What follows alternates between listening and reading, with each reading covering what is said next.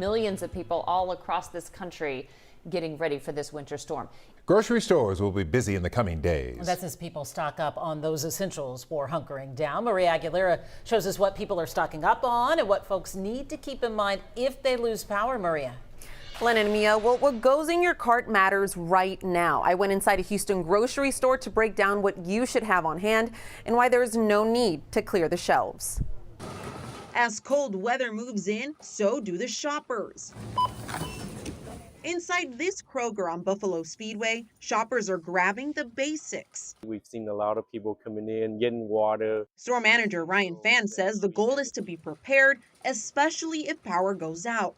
You'll want to have batteries, flashlights, candles, and lighters. We don't know what's going to be happening the next few days, but in the event of the power loss, we have the batteries, we have the shelf staple item that they can purchase right now. Think items that don't need refrigeration and can last several days, along with canned goods and other pantry staples. Keep in mind, as the weekend approaches, grocery stores will get busier. Definitely an increase of almost double traffic today. Fan says there's no need to panic buy. Supplies are still coming in. We still got truck coming in tonight, tomorrow night, Friday even.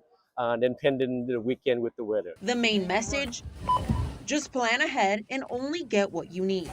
In Houston, Maria Aguilera, KHOU 11 News. If you do have to go outside or if you do lose power in your house, you want to make sure you know how to dress for the cold. Right. If you haven't been out in the 20s for a while, remember, you got to dress in layers. It's going to help keep in your body heat. You don't have a bunch of coats, just put on a bunch of layers, and that helps. Don't forget also, if you got gloves and waterproof boots, the worst thing is if you have boots or shoes that are not waterproof, they get wet and then they freeze. That's the worst. That's right. Now, Sunday and Monday, we're going from chilly to cold to the extreme cold. Okay, so that's going to mean more than 3 layers of clothing, including insulation. So you're going to want the gloves, the hat, and even a face covering, just to really keep all your skin covered. Yeah, if you know, you know. If you've been out there in the cold weather for a long time, you want to cover your face. If you get too cold, watch out for signs that it's dangerous. In adults, hypothermia looks like shivering, exhaustion, confusion, fumbling hands, even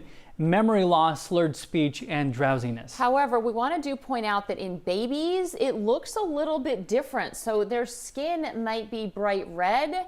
Their skin might be very cold to the touch. They can have very low energy, and if you see that, you want to try to get somewhere warm and seek medical attention immediately. So this morning we're going to start with some outdoor pipes, right? Yes, some outdoor prep, and we'll show you guys what's going on and how to get it taken care of. So you can squeeze by real quick. All right, this is live TV for you. Okay, so basically what we're doing, if you have this set up exactly like this, you want to go ahead and make sure the hoses are always disconnected and you want to roll them up. You don't want to leave any water inside the hose, and you want to make sure it's off.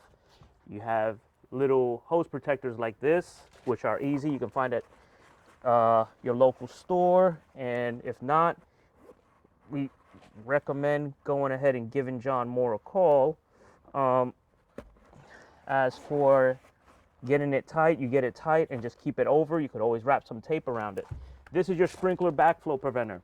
What you want to go ahead and do is you want to make sure it's shut off, because a lot of people assume, hey, I shut it off in the garage, it's off. No, you want to make sure you shut it off here.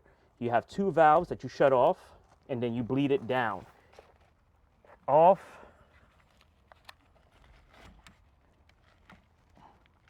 I'm learning a lot.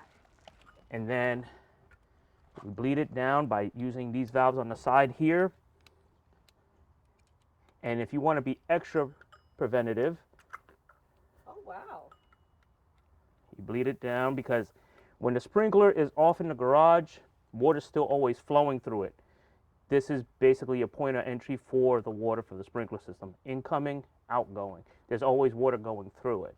So you want to make sure you bleed it down, because this is one of the most things that is notorious for breaking during the freeze, because water's constantly flowing, and as we all know, water, when it freezes, it expands. Right. So these just go, and then you have a geyser. So you want to make sure you shut it off, bleed it down, and what you want to do, if you want to be a little bit more preventative, wrap it with a towel, put a plastic bag over it, and just wrap it with some tape. Perfect. I know that was a lot of information to hear from Christian, but don't worry, he is with us throughout the morning and on our extended morning newscast. But for now, we're going to go ahead and toss it back into the studio as I continue to get myself together because it's time for me to prep my home too. Back to you. Absolutely, Jalissa. This is our day. We also have tomorrow. Let's get it done before the weekend. Now, experts say a lot of people often forget about those pipes in their attics and their garages when they protect the pipes and their homes. Those areas don't get as much heat, especially depending on your insulation situation, so they can be more susceptible to freezing. If that is you, your next best option is to just shut the water off to your home. That's going to prevent it from thawing and there already being a leak you didn't know about and flooding the house. What you then do is once it's thawed, you turn the water on and you check individually. And if there is a problem, you can just turn it off immediately.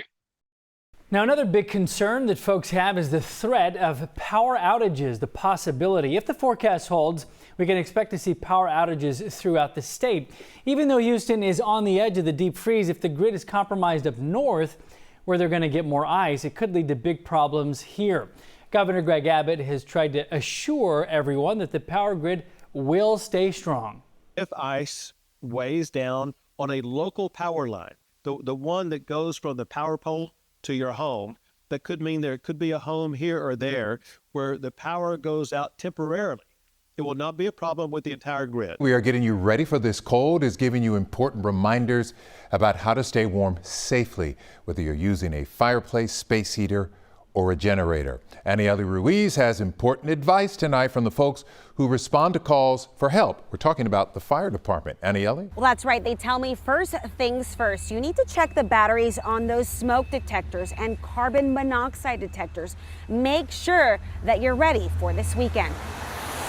Freezing temperatures are headed our way, and fire officials from the area want families to be prepared and, more importantly, safe when they try to stay warm. Our recommendation is going to be that if you do use a space heater, if it's an older one, look it over. Make sure it doesn't have anything broken, any cracks, especially the extension cord.